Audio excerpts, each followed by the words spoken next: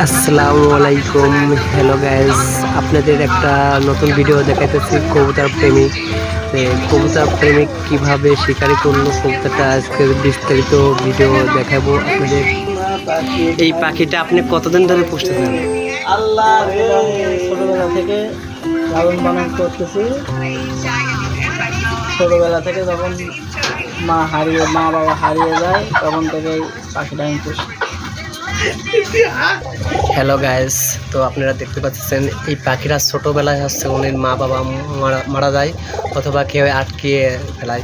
তারপরে এই ভাইটি হচ্ছে পাখিতে মা বাবার আদর্শ দিয়ে লালন পালন করে বড় করছে, এই পর্যন্ত আসছে। আর পাখিরা খুবই শিকারী হয়ে গেছে। মানুষ ছাড়া মানে এই ভাইকে ছাড়া কিছু বোঝেই না, তাদের সব জায়গায় বিভিন্ন জায়গায় ঘুরে বেড়ায়। এই পাখিটা এখন বর্তমানে মনে করে এনেই আমার মা বাবা, এনেই আমার সব।